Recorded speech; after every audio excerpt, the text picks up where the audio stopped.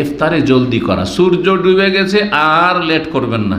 কিন্তু এটাকে এক শ্রেণীর লোকের, আমাদের ছাত্র ভাইরা অনেক সময় কি মনে করে, একদম ফরজ হয়ে গেছে, আমরা সম্মিলনের দিনে 1 মিনিট দেরি হচ্ছে, কথা শেষ করছি, খেজুর নিয়ে এসে ধরেছে। এরকম করেছে আমাদের অনেক ভাইরা। এইভাবে চরম পন্থাটা আসে, একদম ফরজ হয়ে যায় যে সূর্য ডুবেছে, এখন ইফতার করা ফরজ হয়ে গেছে, তখনই তাড়াতাড়ি ইফতার করে, এটি হচ্ছে সুন্নাত, এটি হচ্ছে উত্তম। কিন্তু কেউ 1 মিনিট দেরি করে দেয়, 2 মিনিট দেরি করে দেয়, হারাম কাজ করে দিল, নাজায়েজ কাজ করে দিল, তো এইভাবে চরমপন্থা আসে, কথা বুঝছেন না? তো উত্তম, এতে কোনো সন্দেহ নেই, কিন্তু তার মানে এই নয় যে আপনি এবার মাথার উপরে চেপে বসবে, না না এরকম করবেন না। ইফতার জলদি করা এটি হচ্ছে সুন্নাত, এটি হচ্ছে কল্যাণ, এটি হচ্ছে বরকত। কারণ আল্লাহর হুকুম পালনে তাড়াতাড়ি করা। আল্লাহ বলেছেন থেমে যাও, হ্যাঁ সাহারি খাওয়ার সময় আজান হতে লেগেছে, থেমে যান। আর আল্লাহ বলছেন এখন খাও, খেতে লাগে।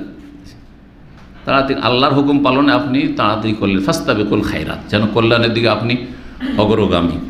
1957 নম্বর হাদিস, সাহল বিন সাদ রাদিয়াল্লাহু তাআলা আনসারী থেকে বর্ণিত, আন্না রাসূলুল্লাহ সাল্লাল্লাহু আলাইহি ওয়াসাল্লাম কাল, রাসূলুল্লাহ বলেছেন, লা ইয়াজালুন নাসু বিখাইরিন, মানুষরা মানে মুসলিম উম্মার মানুষরা সর্বদা কল্যাণে থাকবে, মা আজ্জালুল ফিতরা, যতদিন তারা ইফতারিতে জলদি করবে, তাড়াতাড়ি ইফতার করবে। তাড়াতাড়ি ইফতার করা মানে কি? সূর্য ডোবার আগে, সূর্য ডুবা নিশ্চিত হওয়ার পরে তাড়াতাড়ি করলে কল্যাণে থাকবে। কেন কল্যাণে থাকবে?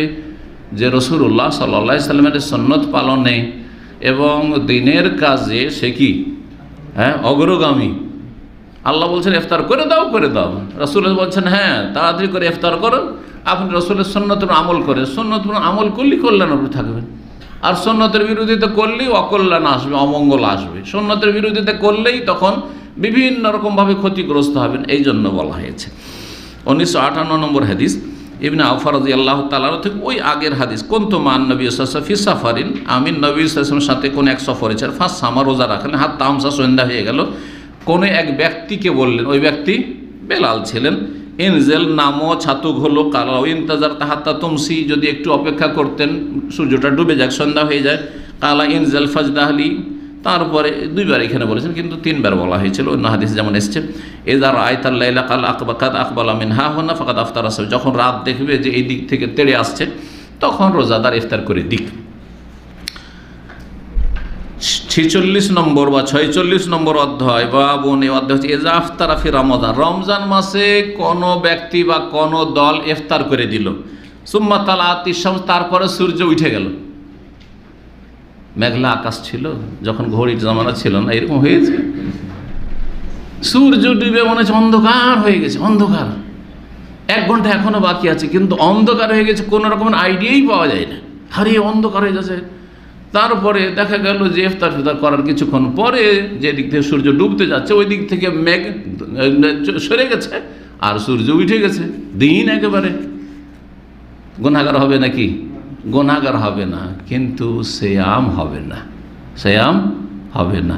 বাকি যে সময়টা রয়েছে, এই সময়টা খেয়ে নিয়েছি, তখন খেতেই থাকি, না না এটা করবেন না। যখনই সূর্য দেখতে পেয়েছেন তখনই থেমে যেতে হবে, এটা একটা কাজ করনি। 1 নম্বর গুনাহগার হবেন না।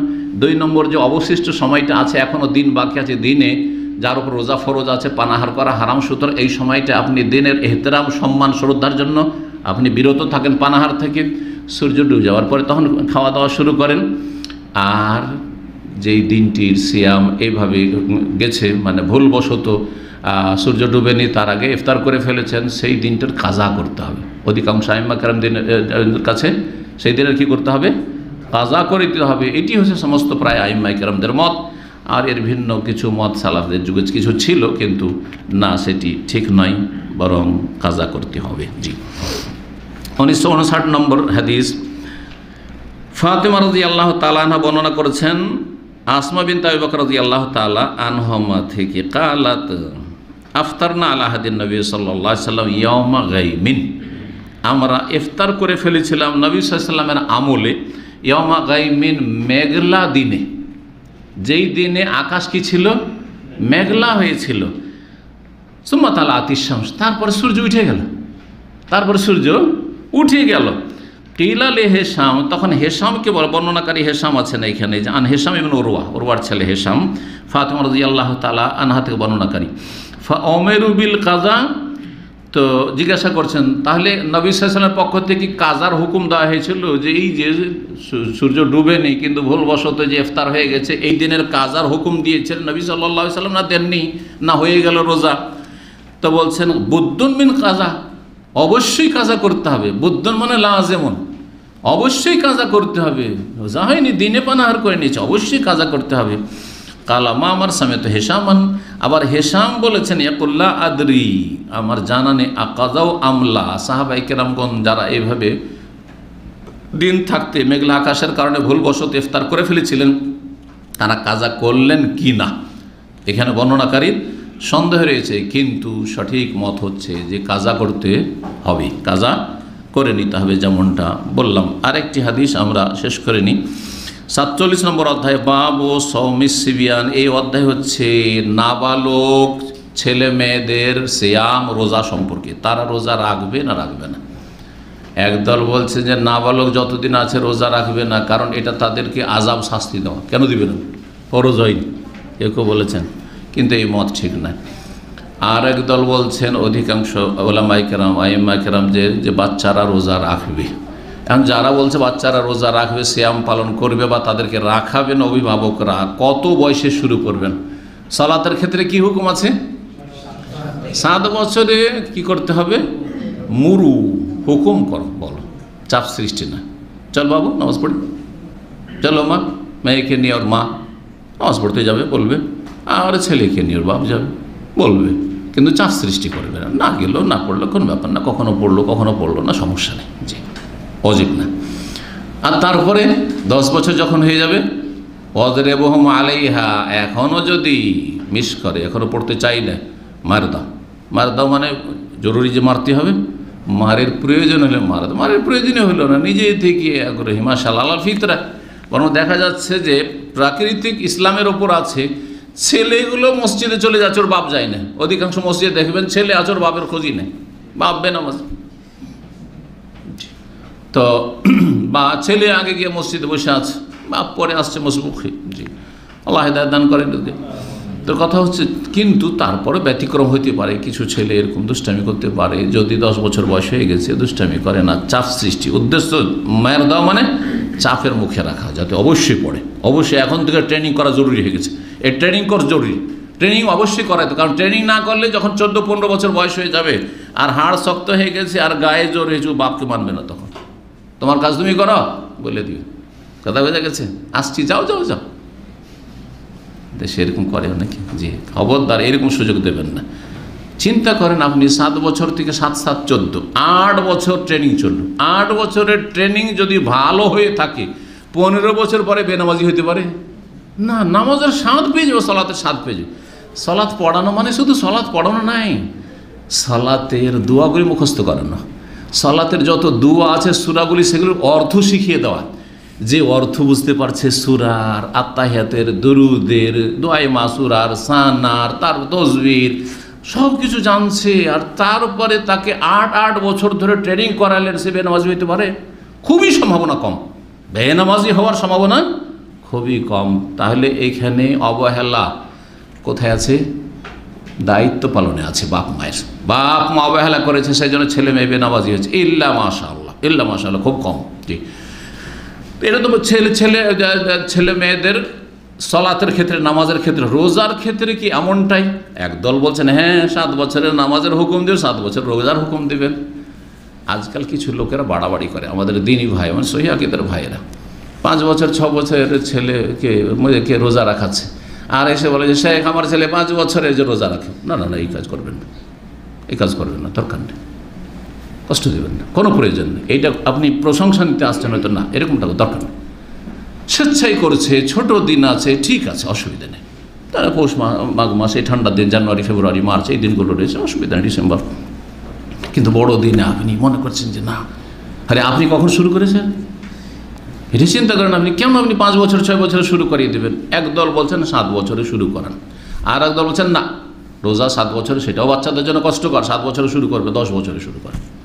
তো 7 বছরে যদি শুরু দেখছেন যে কষ্ট হচ্ছে বাচ্চার বা বড় দিন, 10 বছরে শুরু করিয়ে দেন, 10 বছরে শুরু করিয়ে দেন। সাহাবায়ে কেরামদের আমলটা এমনই ছিল যে তারা বাচ্চাদেরকে ট্রেনিং করাতেন রোজার। কারণ হঠাৎ করে 15 বছর বয়সে রোজা ফরজ হলে একটা ছেলে, মেয়েদের তো আগেই ফরজ হয়ে যায়, কারণ মাসিকের অবস্থায় আসলেই তো সিয়াম ফরজ হয়ে যায়। 10 বছর, 11 বছর, 12 বছর হয়ে যেতে পারে।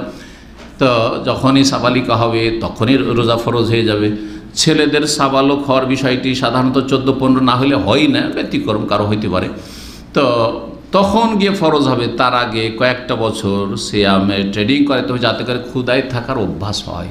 ক্ষুধায় থাকার যদি অভ্যাস না থাকে, হঠাৎ করে রোজা রাখাটা বড়ই মুশকিল। জি, তো এখন হাদিস দেখেন, বা হাদিসের আগে যে কথাটি রয়েছে এবং বুখারী বলছেন, ওয়াকাল ওমর রাদিয়াল্লাহু আনহু, ওমর রাদিয়াল্লাহু আনহু বলেন, লেন নাশওয়ান ফি রমাদান, রমজান মাসে নেশাগ্রস্ত ব্যক্তি ধরা পড়ল।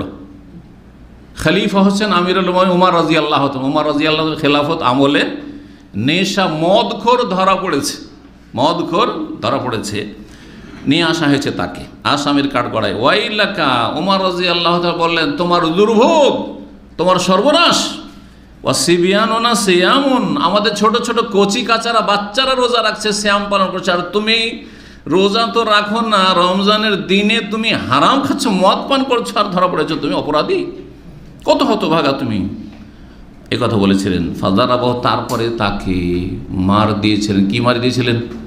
বেত্রাঘাত করেছে। যে মদের যে শাস্তি রয়েছে সে বেত্রাঘাত, মদের শাস্তি 40 কোড়া না 80 কোড়া, সে নিয়ে ইখতিলাফ রয়েছে, কিন্তু 80 পর্যন্ত মারা যেতে পারে। আবার কিছু কিছু মত রয়েছে যে ইমামের ইজতিহাদ যদি তার বেশি হয় সেটাও করতে পারে, বারবার করে ধরা পড়েছে। কিন্তু 40 বা 80-র প্রমাণ হাদিসে রয়েছে, 40টি বেত্রাঘাত বা 80টি বেত্রাঘাতের। 1960 নম্বর হাদিস এবং এটি আজকের শেষ হাদিস। জি, রুবাই বিনতে মুআউযিজ বলছেন, কালাত বলছেন, আরসাল নবী সাল্লাল্লাহু আলাইহি ওয়াসাল্লাম গাদাত আশুরা ইলা কুরাল আনসার।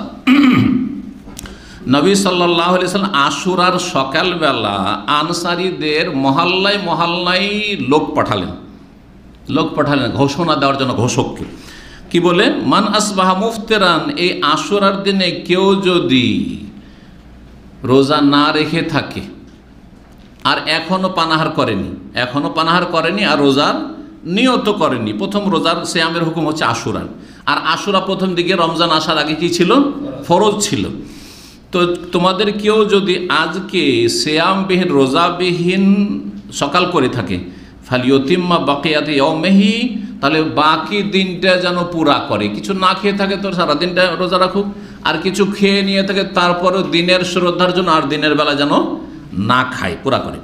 ওমান আসবাহ সায়মান, আর তোমাদের মধ্যে কেউ যদি সাহারির সময় থেকেই রোজার নিয়ত করে থাকে, মানে সাহারি করেছে। ওমান আসবাহ সায়মান, আর যেই ব্যক্তি সিয়াম নিয়ে সকাল করেছে, সিয়াম অবস্থায় মানে রোজার নিয়তে সকাল করেছে, ফালিয়াসুম, সে যেন রোজা রাখে, সিয়াম পালন করে। কালাত বলছেন বর্ণনাকারিনীকে রুবাই বিনতে মুআউযিজের মেয়ে রুবাই বলছেন, ফাকুন্না নাসুমহু, আমরা সিয়াম পালন রোজা রাখতাম, বাদও তারপর থেকে আশুরার দিনে।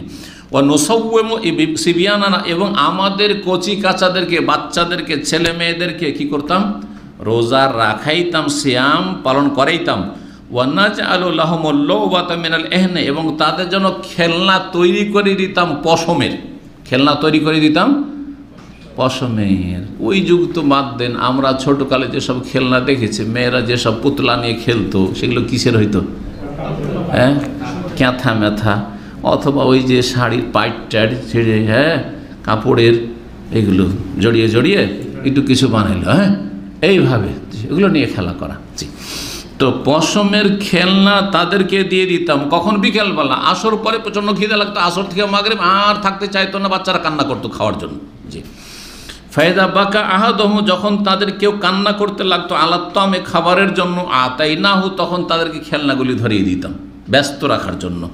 জালিকা আতাইনাহু, জালিকা, এই খেলনাগুলি ধরিয়ে দিতাম, হাত্তা ইয়াকুনা ইনদাল ইফতার, ইফতারির সময় হওয়া পর্যন্ত, ইফতারির সময় হওয়া পর্যন্ত। তাহলে বোঝা গেল যে নাবালকদের কি করতে হবে? সিয়ামের জন্য তরবিয়ত করতে হবে, ট্রেনিং করাইতে হবে নাবালক অবস্থায়। এটি হচ্ছে সাহাবায়ে কেরামদের সুন্নাত, আদর্শ। জি, আর একটি বোঝা গেল যে সিয়াম অবস্থায় হ্যাঁ ছোট বাচ্চারা যদি কান্না করে বা খিদা লাগে তাদেরকে ব্যস্ত রাখার চেষ্টা করতে হবে। হ্যাঁ, আজকাল যেমন ব্যস্ত রাখা, মোবাইল ধরিয়ে দেন শুধু। আজকাল অনেক মহিলারা কিন্তু ভুল কাজ করছে, বাচ্চাকে যখনই খাওয়াবে তখনই মোবাইল হাতে ধরিয়ে দিচ্ছে, আর বলে কি যে মোবাইল না ধরলে খেতে চাই না। এই বদ অভ্যাস কিন্তু সারা জীবন থেকে যাবে, আর এটা তার জন্য চরম ক্ষতি করবে সব দিক থেকে। সুতরাং এইটা অভ্যাসে যেন না দাঁড়িয়ে যায়। কিন্তু মাঝে মধ্যে যেমন রোজা রেখেছে আর বিকালবেলা ছটপট করছে, দেন কম্পিউটার নিয়ে একটু বসিয়ে দিলেন, হ্যাঁ একটু খেলাধুলা করছে একটু, অথবা একটু মোবাইল কিছুক্ষণ দিয়ে দিলেন, উঠে নিয়ে একটু ব্যস্ত থাক, হ্যাঁ 1-8 ঘন্টা। জি, তো এইভাবে করা যেতে পারে। কিন্তু সব সময় দিনে 3 বার খাওয়াবেন, যখনই খাওয়াবেন একবারে মোবাইল হাতে ধরিয়ে দিতে হবে, একটু গেম খেলতে লাগিয়ে দিতে হবে, তাকে ব্যস্ত করে না হইলেও খাবে না, আর তার অজান্তে খাওয়াচ্ছেন এরকম করে, না এরকম কাজ ভালো নয়, এগুলো বদ অভ্যাস। আল্লাহ যেন বুঝার তৌফিক দান করেন। এখান থেকে আরও বোঝা গেল যে ছোট বাচ্চারা খেলনা নিয়ে খেলাধুলা করতে পারে, কিন্তু খেলনা এমন হবে যেগুলি একবারে মূর্তি প্রতিমার মতো না হয়। প্রতিমার মতো কোনগুলি? যেগুলি এক তো প্রতিমার মতো যেগুলোর পূজা হচ্ছে। এখন জানে খেলনা, জানে দুর্গার একটা খেলনা, এটা সরস্বতী খেলনা ওইভাবে তৈরি করা হয়েছে, ওই কালীর খেলনা, তো হারাম, এগুলো জায়েজ নাই। জি, তো মানে কোনো ধর্মীয় প্রতীক যেন না হয়। 2 নম্বর কথা হচ্ছে যে খেলনাগুলি হবে সেগুলিতে চেহারা যেন স্পষ্ট না হয়, চোখ স্পষ্ট, নাক স্পষ্ট, আর তারপরে আপনার ঠোঁট স্পষ্ট, ইত্যাদি অঙ্গ প্রত্যঙ্গ সব কিছু একেবারে স্পষ্ট, এমনটা মানে মূর্তির মতো দেখে লাগছে, প্রাণীর মতো লাগছে, এমনটা যেন না হয়। এগুলো থেকে সতর্ক থাকবেন, কারণ এগুলি বর্তমান যুগের ফিতনা। চায়না থেকে অথবা এইসব দেশ থেকে, কাফের দেশ থেকে যেসব খেলনা আসছে অধিকাংশ আপত্তিকর। এগুলি থেকে যথাসাধ্য নিজেকে বাঁচিয়ে রাখবেন, নিজের পরিবারকে বাঁচিয়ে রাখবেন। আর যদি কিছু থাকে সেগুলিকে উঠিয়ে কোনো জায়গায় সাজিয়ে রাখবেন না, ফেলে রাখবেন যেখানে সে লাথি দিয়ে গড়তে থাক, পড়ে থাক, চোখের আড়ালে কোথাও পড়ে থাক, হ্যাঁ যেগুলি কোনো মান সম্মানের সাথে কোথাও উঠানো নাই, টেবিলে সাজানো নাই, এমন অবস্থায় যেন থাকে। আল্লাহ যেন আমাদেরকে ভালো কাজের তৌফিক দান করেন এবং আল্লাহ রাব্বুল আলামিন আমাদেরকে